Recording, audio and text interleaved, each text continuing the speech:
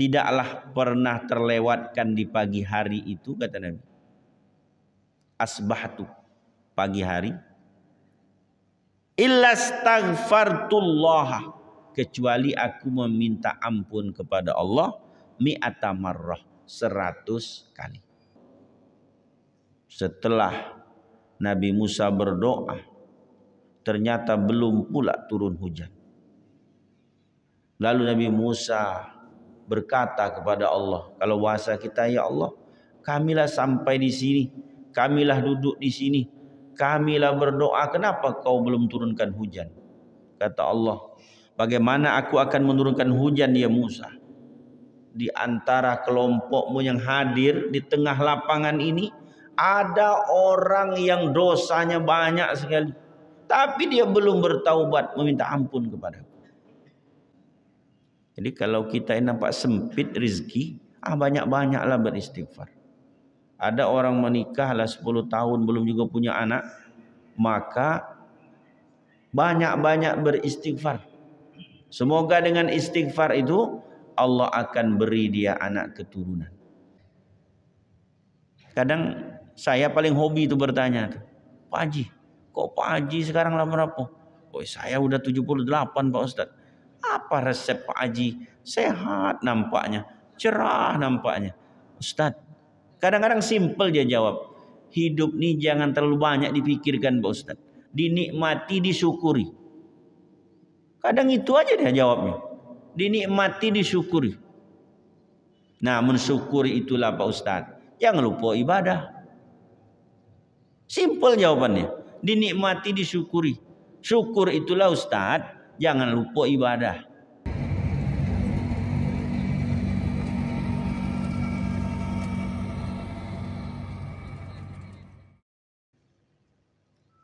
Kalimat istighfar, Bapak-bapak, Ibu-ibu,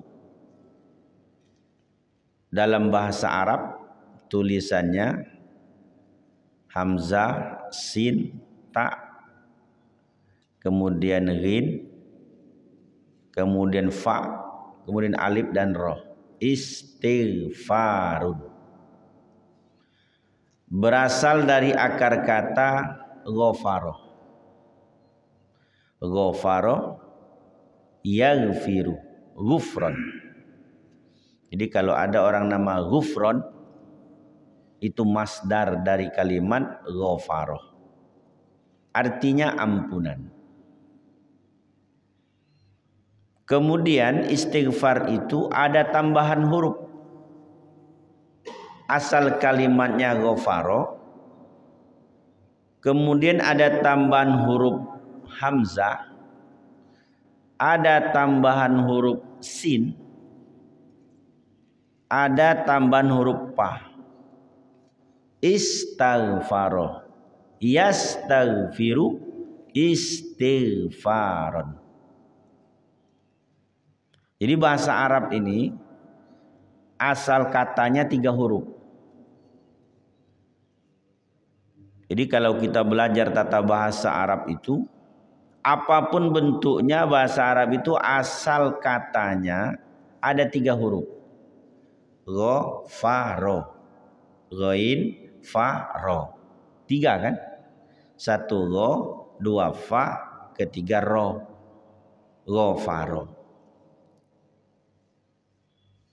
Duduk bahasa Arabnya fi'il madinya jalasa, jim, lam, sin.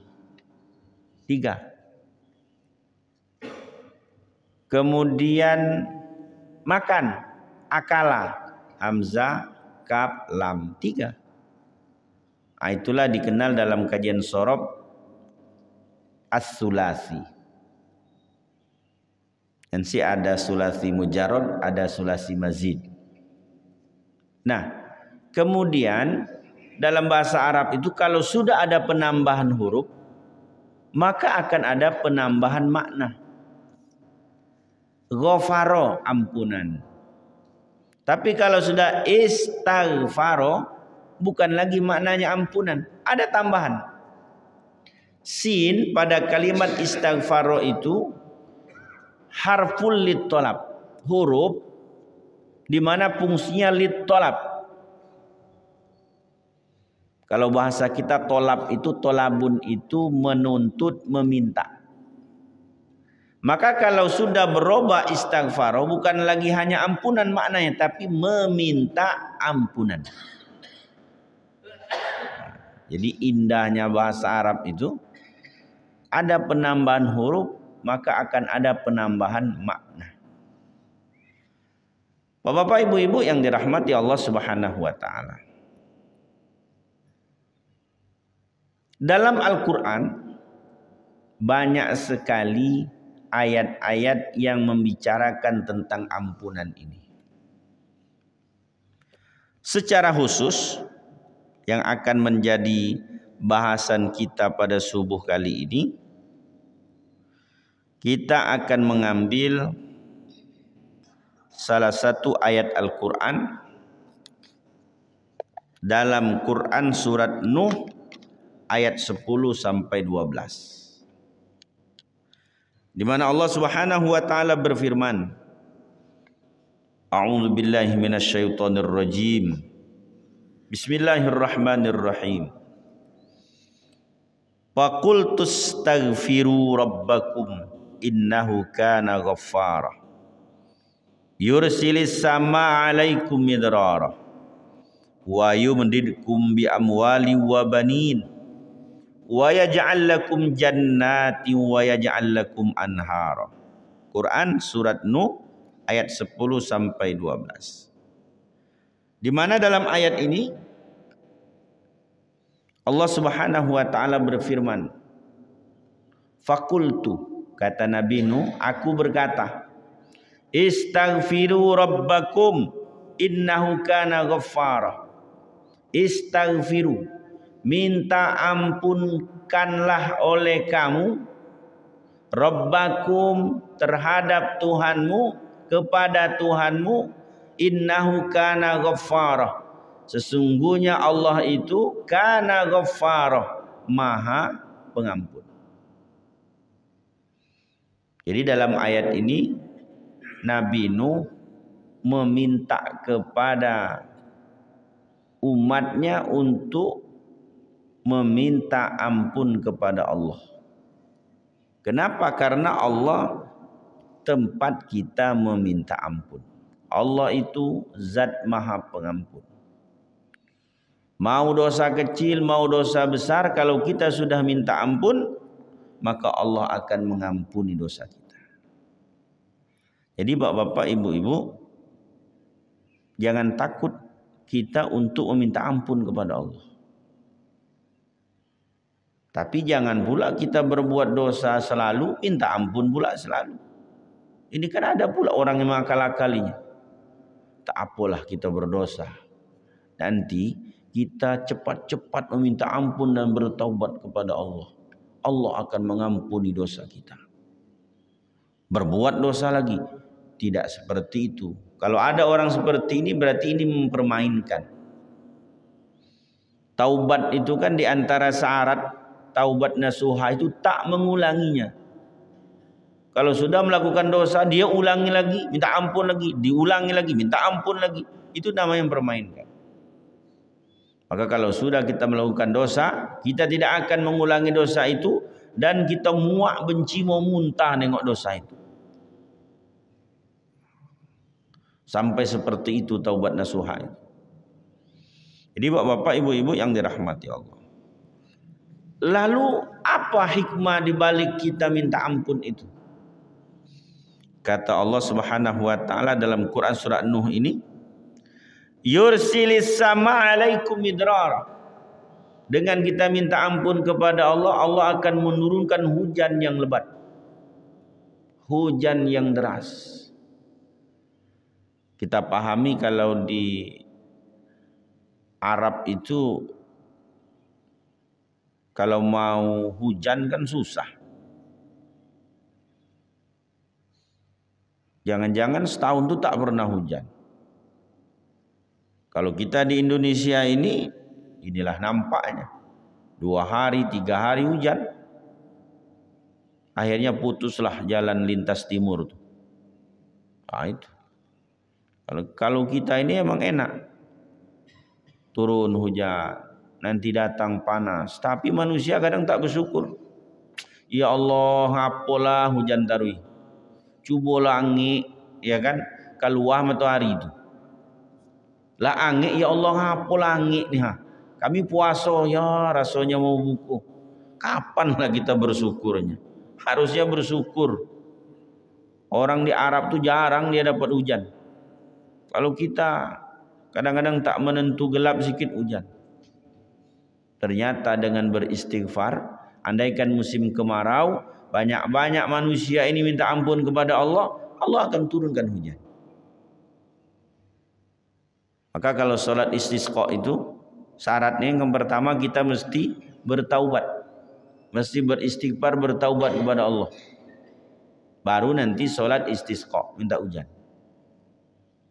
Artinya bapak-bapak, ibu-ibu, bisa saja karena dosa-dosa kita ini Allah tak mau menurunkan hujan.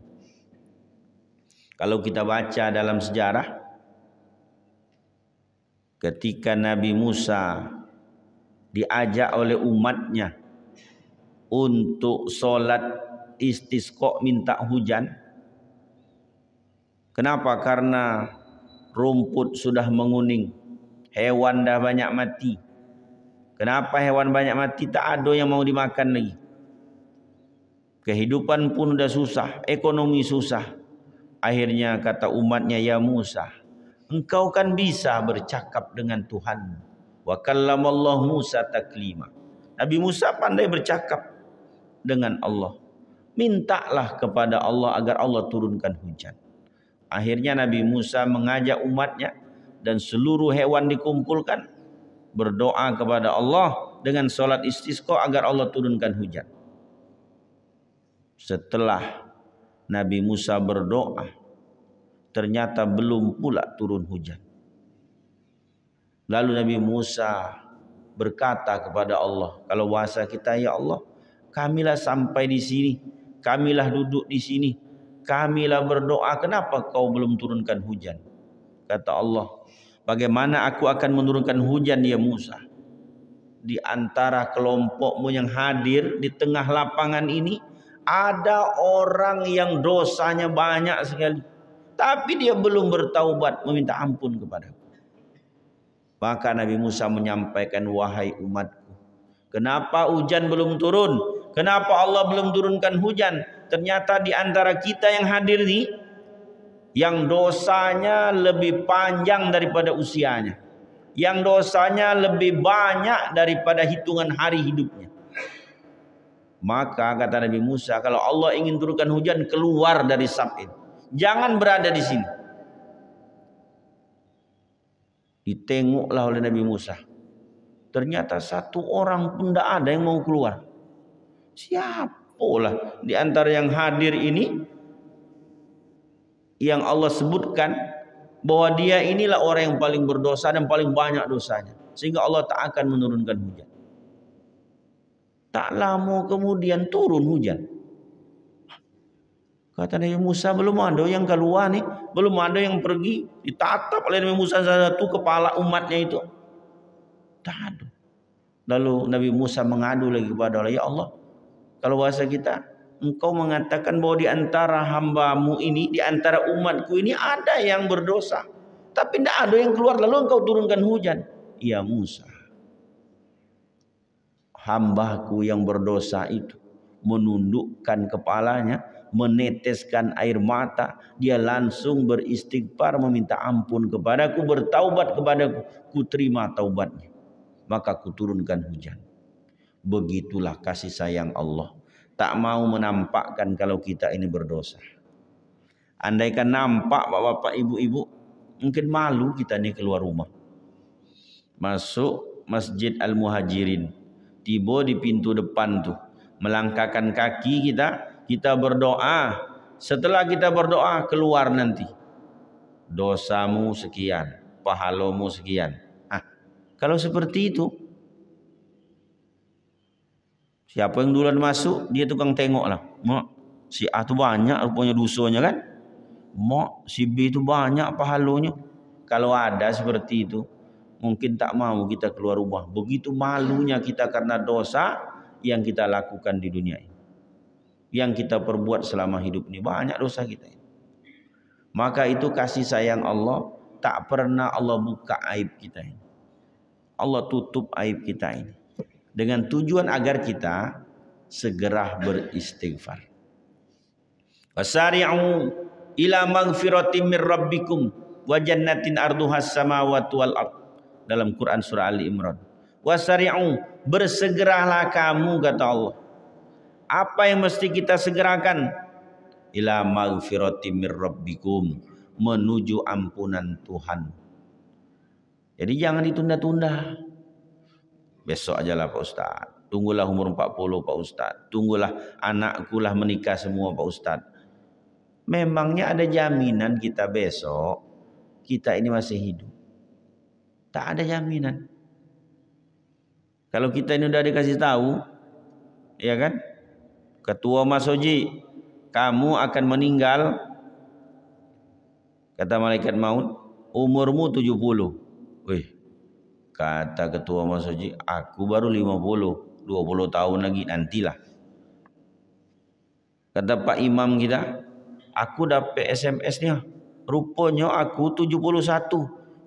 Kata Ketua Mas Oji, berarti dulu aku setahun dari Pak Ustadz. Nggak ada. Itu semua rahasia Allah. Hanya Allah kasih tahu kita ini pasti mati. Itu saja. Kapan kita mati? Di mana kita mati? Bagaimana cara kita mati? Tidak dikasih tahu oleh Allah.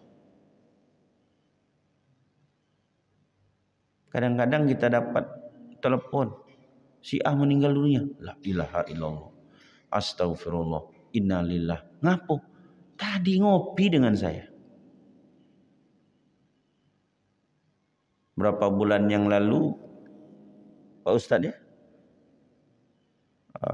sahabat kami, sahabat kita, orang tua kita, sekretaris MUI Provinsi Riau, salah satu pimpinan wilayah Muhammadiyah Riau, meninggal dunia.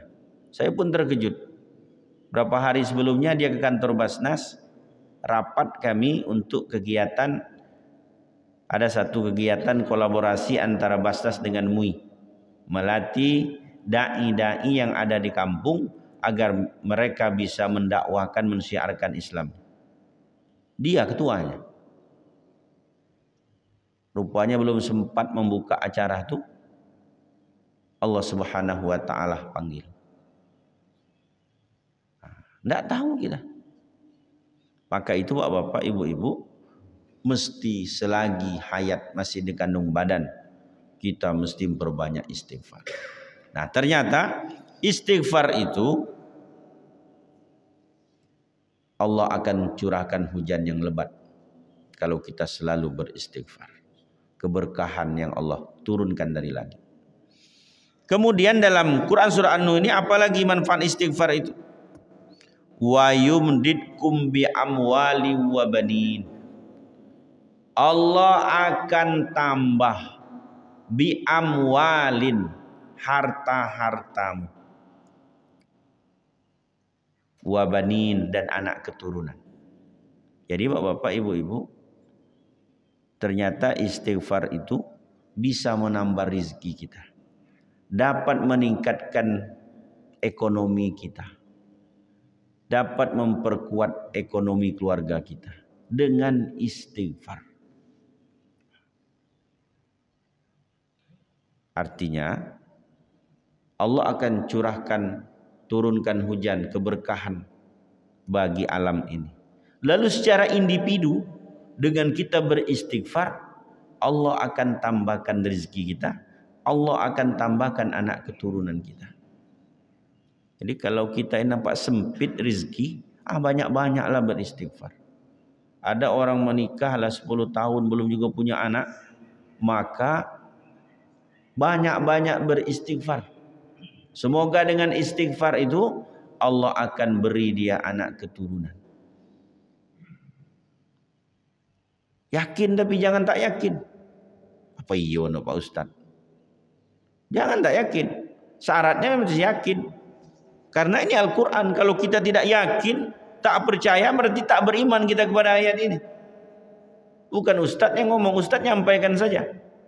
Ini firman Allah dalam Quran surat Nuh ayat 10 sampai ayat 12. Tak percaya pulang ke rumah ni, tengok Al-Quran. Ada Quran terjemah, tengok betul enggak yang ustaz sampaikan tadi. Buka Quran surat Nuh ayat 10 sampai 12. Maka bapak-bapak, ibu-ibu, yakin kita. Jangan tak yakin bahwa ayat ini betul. Dengan istighfar Allah akan tambah rizki kita, Allah akan berikan kita anak keturunan.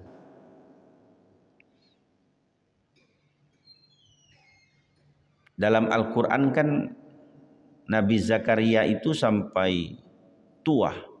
Dalam bahasa ayat itu akhiran, lah tua rentah. Lalu istrinya juga sama tua rentah. Kalau lah tua, orang memponisnya tak akan punya anak lagi, menupus, tak akan punya anak lagi.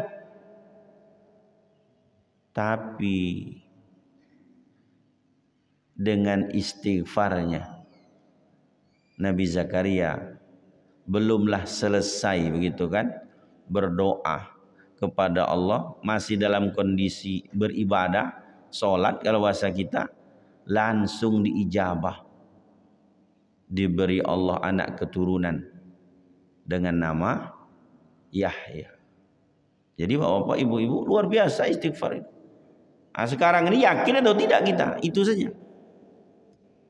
Jadi kalau bapak ibu punya usaha, kenapalah usaha ini masih macet, belum lancar? Banyak-banyak istighfar. Kalau bapak ibu punya pekerjaan, nyo samo kojo seperti ambo, tapi nyo nampak sukses, ambo alun. Coba kita koreksi diri kita. Gimana istighfar kita? Agar ini bertambah, istighfar. Banyak-banyak beristighfar. Bapak-bapak, ibu-ibu yang dimuliakan Allah Subhanahu wa taala. Apa saja lapas istighfar itu? Memang banyak. Yang biasa kita baca sebagaimana tadi selesai salat, Pak Imam mengajak kita astaghfirullahalazim alladzi la ilaha illa huwal hayyul qayyum wa atubu ilaihi. Astaghfirullahalazim alladzi la ilaha illa huwal hayyul qayyum wa atubu ilaihi. Astaghfirullahalazim, aku minta ampun kepada Allah yang maha azim, yang maha agung. Alladzi la ilaha illa huwal hayyul qayyum, alladzi la ilaha illahu, di mana Allah itu la ilaha illa, tidak ada Tuhan kecuali Dia. Al hayyul qayyum, yang maha hidup dan maha berdiri sendiri. Wa atubu ilai, dan aku bertaubat kepadanya. Itu biasa yang kita baca. Kemudian ada lagi dalam beberapa hadis, Nabi itu kalau beristighfar, apa yang Nabi baca? Rabbighfirli wa tub alayya innaka antat tawwabur rahim. Ini kan mungkin agak jarang kita dengar. Rabbighfirli, ya Allah ya Tuhanku. Ighfirli, ampunilah aku. Rabbighfirli, ampunilah aku ya Allah. Wa tub alayya, dan terimalah taubatku. Innaka antat tawwabur rahim, sungguhnya engkau maha menerima taubat dan maha pengasih. Boleh. Rabbighfirli wa tub alayya innaka antat tawwabur rahim. Boleh. Walaupun jarang. Ada orang membaca Rabbighfirli wa tub alayya innaka antat tawwabur rahim. Kalaupun mau dibaca boleh. Kalau yang tadi astaghfirullahalazim alladzi la ilaha illa wal hayyul qayyum wa atubu ilaih. Ternyata bapak-bapak, ibu-ibu mau menggunakan istighfar lain, boleh. Rabbighfirli wa tub alayya innaka antat tawwabur rahim. Boleh juga. Kemudian bapak-bapak, ibu-ibu, Ada juga yang selama ini kita kenal dengan Sayyidul Istighfar. Karena ini memang ada hadisnya. Nabi mengatakan ini Sayyidul Istighfar. Sayyid artinya penghulu. Sayyidul Istighfar, penghulunya istighfar. Artinya ini komandannya istighfar. Nah, ini pun agak panjang, tapi biasa juga kita sebut, kita baca. Apalagi kalau bapak-bapak, ibu-ibu ikut majelis zikir, ini selalu dibaca. Allahumma anta rabbi, la ilaha illa anta, khalaqtani, wa ana abduka, wa ana ala ahdika wa wa'dika mastata'tu, a'udzubika min syarri ma sana'tu, abu'u laka bi ni'matika alayya, wa abu'u bi dzambi faghfirli, fa innahu la yaghfiru dzunuba illa anta. Nah, ini Sayyidul Istighfar. Agak panjang, tapi ibu-ibu biasanya banyak ini hafal. Hafal Bu? Coba. Wahid, isnani, salasa. Allah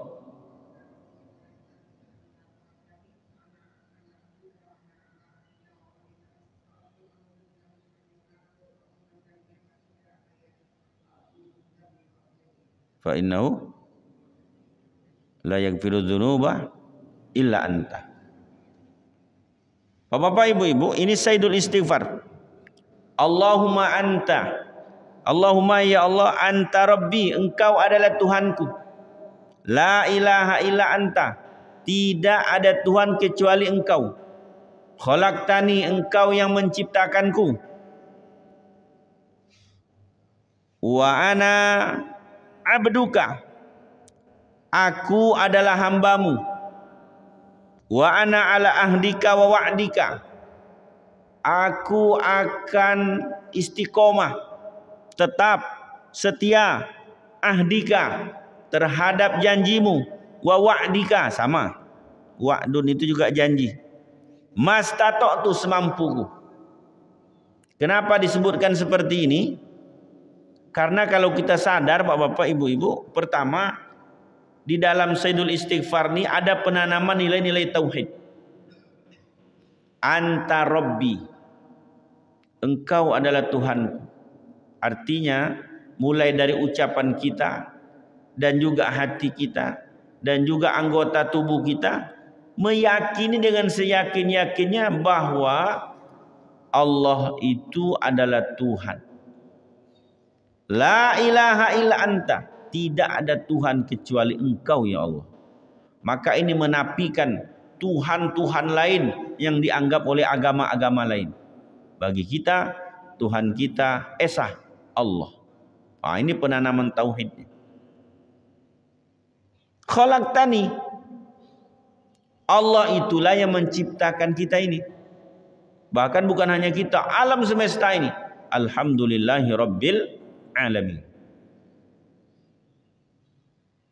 Kemudian wa ana abduka, kalau kita meyakini Allah itu Tuhan kita yang menciptakan kita, wa ana abduka, kita pun mengaku bahwa kita ini adalah hambanya. Wa ana abduka, saya adalah hambamu ya Allah. Jangan sampai kita ini tak mengakui hambanya Allah.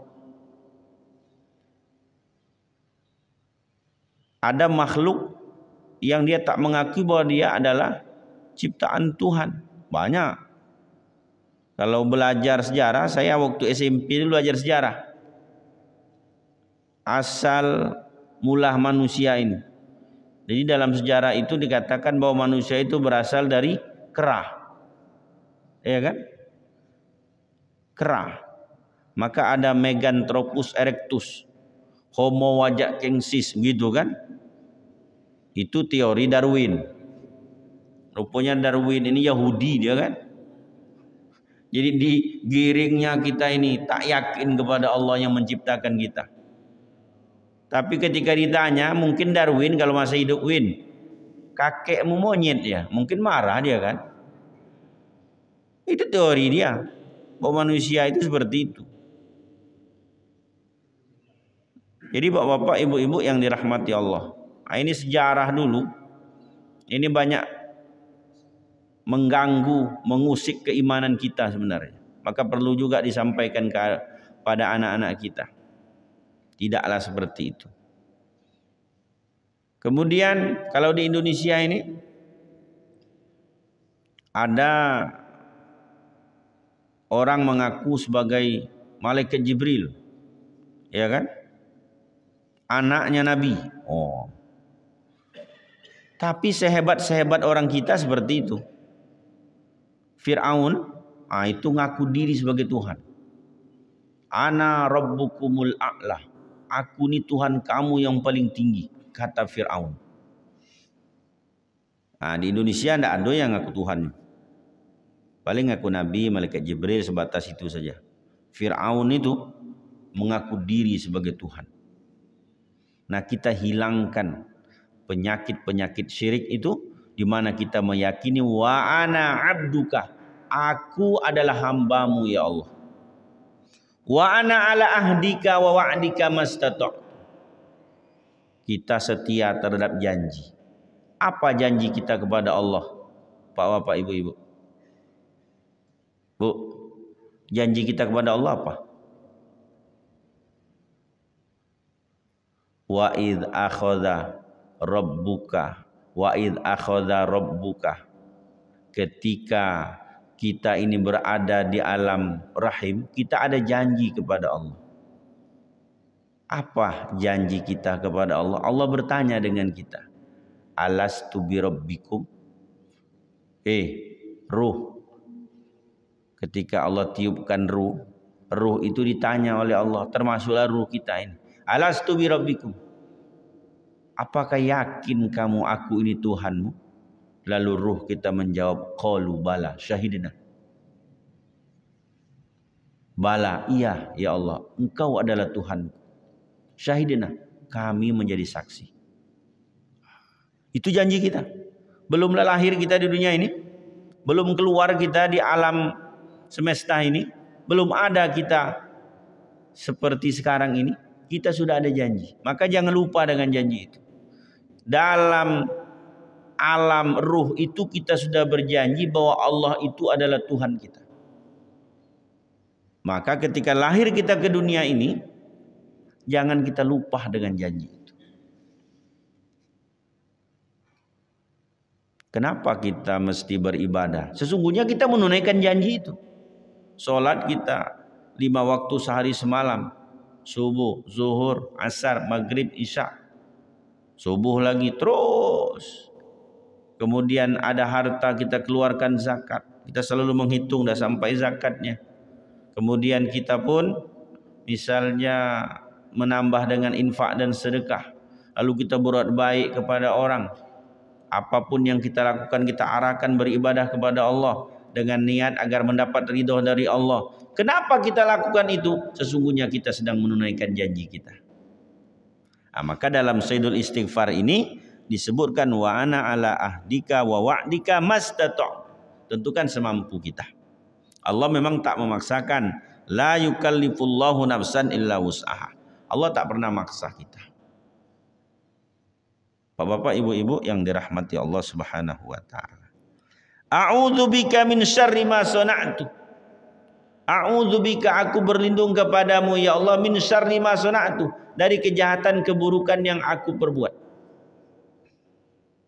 Tadi ketika sholat subuh, Pak Imam membawa kita, mengajak kita berkunut. Dalam kunut itu ada kalimat Allahumma hdina fiman hadait wa afina fiman afait wa tawallana fiman tawallait wa barik lana fima a'tait wa qina birahmatika syarra ma qadait.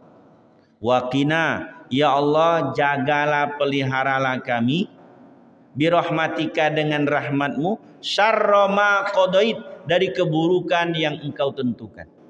Jangan-jangan hari ini Allah ada menentukan keburukan, balak bencana dengan kita. Tapi karena doa tadi, Allah hindari, Allah jaga kita, Allah selamatkan kita.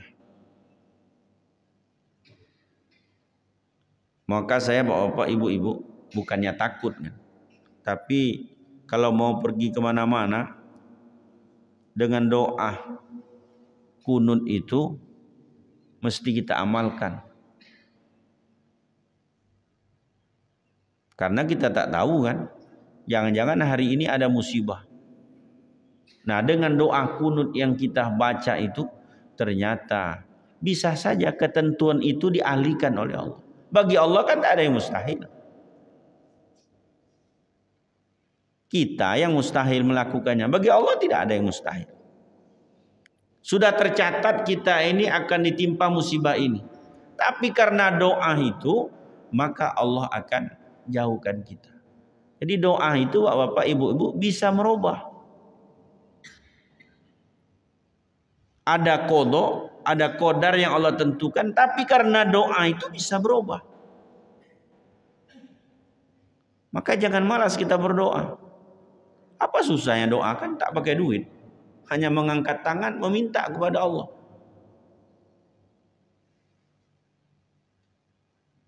Di antara doa kunut itu ada kalimat waqina birahmatika syarra ma qadait.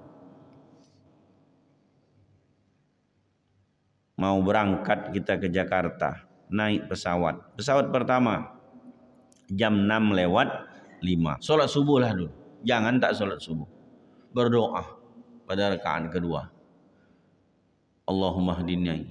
Kalau kita sendiri, kalau berjamaah Allahumma hdina fiman hadait wa afina fiman afait wa tawallana fiman tawallait wa barik lana fima a'tait wa qina birahmatika syarra ma qadait.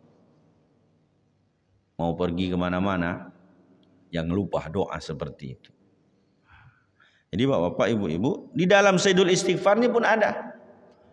A'udzubika, aku berlindung kepadamu ya Allah, min syarri ma sana'tu, dari keburukan kejahatan yang aku perbuat. Jangan sampai kejahatan itu lalu mendatangkan malah bahaya untuk kita sendiri. Abu ulaka bi ni'matika alayya. Abu ulaka bi ni'matika. Apa maknanya? Aku meyakini terhadap nikmat-nikmatmu yang kau berikan kepadaku. Jadi kita mesti tahu pula betapa banyak nikmat yang Allah berikan kepada kita. Wa abu bi dzambi, dan aku juga mengakui dosa-dosaku. Faghfirli, maka ampunilah aku. Fa innahu la yaghfiru dzunuba illa anta. Karena tidak ada yang bisa mengampuni dosa itu kecuali Engkau ya Allah. Ini Sayyidul Istighfar. Kalau ini mau bapak-bapak, ibu-ibu baca juga boleh. Nah, bapak-bapak, ibu-ibu yang dirahmati Allah. Sebenarnya kalau kita baca lagi dalam beberapa hadis Nabi, Sayyidul Istighfar ini luar biasa. Kata Nabi, karena Rasul sallallahu alaihi wasallam idza shalla qama, ketika Nabi Muhammad SAW melaksanakan ibadah solat, kemudian beliau berdiri, kalau dalam bahasa hadis itu sampai mata kaki Nabi ini bengkak, lalu ditanya oleh Siti Aisyah, kenapa kau lakukan ini ya Rasul? Apa kata Nabi? Afala akuna abdan syakur. Memangnya tak boleh aku melakukan itu untuk menjadi hamba Allah yang bersyukur. Jadi dengan kita perbanyak istighfar itu, ternyata itu adalah wujud syukur juga kita kepada Allah Subhanahu wa ta'ala.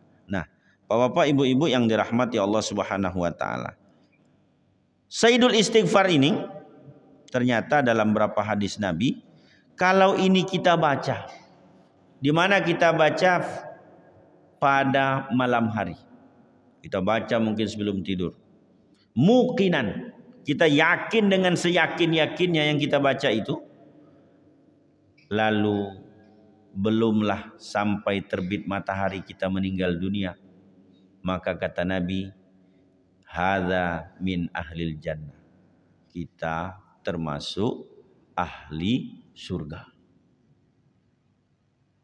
Kita baca di siang hari, di pagi hari, siang hari kita baca. belum sampai sore hari kita meninggal dunia. Maka kata Nabi, orang ini ahlil jannah, penduduk surga. Jadi bapak-bapak, ibu-ibu yang dirahmati Allah, ini khusus dengan Sayyidul Istighfar tadi. Ini luar biasa. Ini jangan kita lupakan, jangan kita lalaikan, jangan kita anggap remeh Sayyidul Istighfar ini. Bapak-bapak, ibu-ibu yang dirahmati Allah. Lalu kalau Nabi sendiri, Nabi kita Muhammad SAW, sebenarnya bagaimana cara Nabi membaca istighfar itu? Ada dalam satu hadis Nabi di mana Nabi mengatakan, ma asbahtu ghadatan qat illa astaghfartullaha mi'ata marrah. Ma asbahtu, tidaklah pernah terlewatkan di pagi hari itu, kata Nabi. Asbahtu, pagi hari. Illa astaghfartullaha, kecuali aku meminta ampun kepada Allah mi'ata marrah, 100 kali. Artinya kalau kita ingin menyesuaikan dengan hadis Nabi ini, sesuai dengan perbuatan Nabi ini, bahwa istighfar yang terbaik itu di waktu pagi. Kapan waktu pagi itu? Ya subuh tadi, terbit fajar, ya kan, sampai nanti matahari naik. Berarti ini kalau matahari lah naik, artinya masuk sholat duha, ya kan. Kalau terbit, nah itulah sholat isyraq nanti, waktu suruknya nanti. Nah itulah waktu pagi. Jadi kalau mau kita sesuai dengan hadis Nabi ini, paling baik istighfar itu ya di pagi hari. Lalu berapa kali Nabi membaca istighfar dalam hadis ini? Mi'ata marrah, 100 kali. Pak Ustadz, kalau Sayyidul Istighfar tadi dibaca 100 kali, mak berbuih mulut misalnya kan. Kalau tak sanggup, bacalah yang paling pendek sajalah. Astaghfirullah. Itulah yang paling pendek kan. Astaghfirullah, astaghfirullah, astaghfirullah. Apa pendek tuh? Astaghfirullah, astaghfirullah, astaghfirullah. Bapak ibu punya tasbih, bagus. Tak punya tasbih, alatnya cukup tangan kita ini. Ini kan ada 3 ruasnya ini.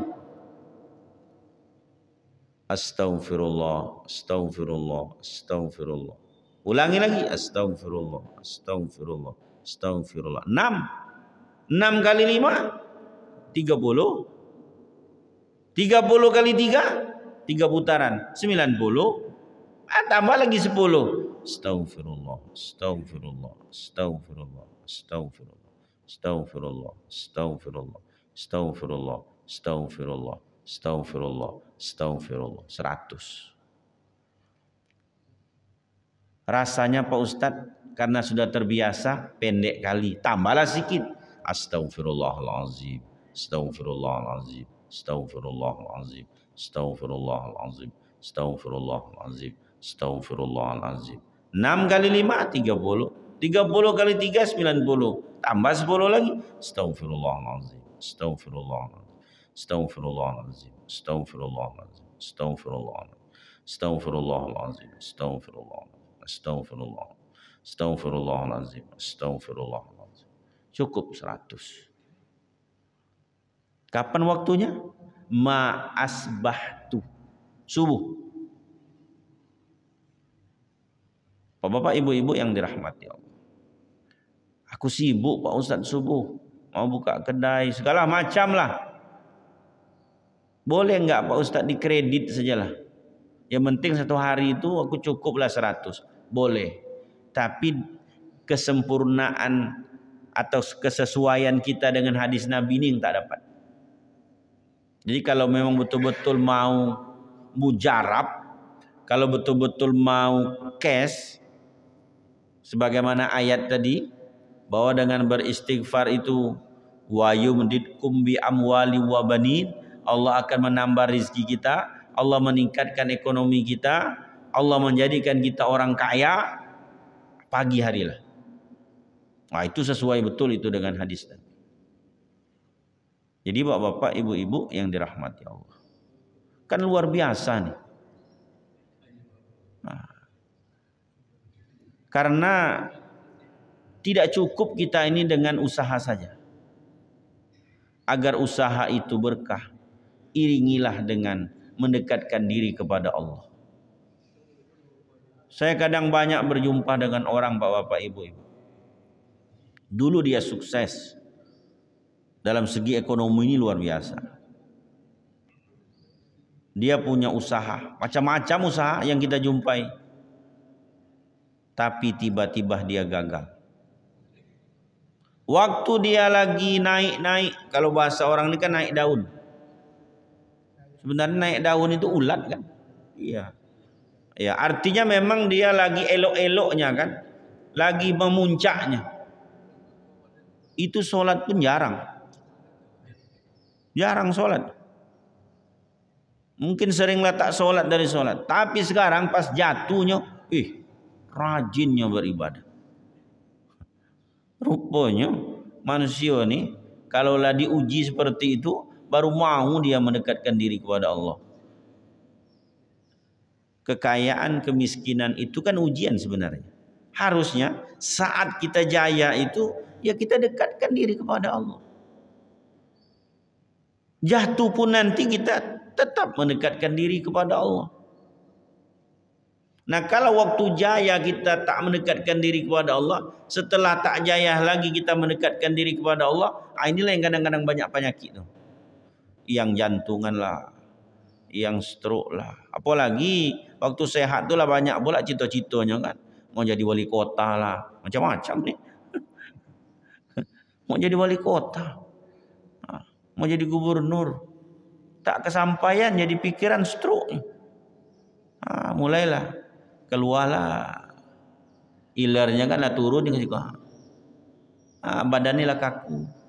Nauzubillah. Jadi bapak-bapak, ibu-ibu yang dirahmati Allah, ada orang yang sampai tuanya sehat. Dia aktif di pemerintahan dulunya, iya kan?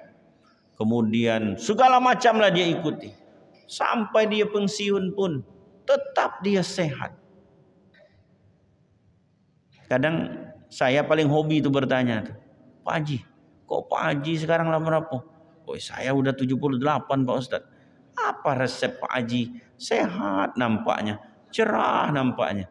Ustadz, kadang-kadang simple dia jawab. Hidup nih jangan terlalu banyak dipikirkan Pak Ustadz. Dinikmati, disyukuri. Kadang itu aja dia jawabnya. Dinikmati, disyukuri. Nah, mensyukuri itulah Pak Ustadz. Jangan lupa ibadah. Simple jawabannya. Dinikmati, disyukuri. Syukur itulah Ustadz. Jangan lupa ibadah. Saya memang dari dulu Pak Ustadz, terserah Pak Komandan. Kalau waktu sholat saya tinggalkan pekerjaan sholat saya. Yang ada di pikiran saya, kalau komandan ini ketua nih, hanya ada masa, ada waktu katanya kan. Paling lamanya 20 tahun. Tapi kalau bersandar kepada Allah nih, tak pernah mengenal waktu. Jadi kalau ada orang Pak Ustadz lupanya dengan Tuhannya, alamat celaka. Oh begitu deh. Saya bilang apa nih lebih dari Ustadz lagi nih ceramahnya kan. Sampainya bilang kalau lupa dengan Tuhan celaka hidupnya Ustadz.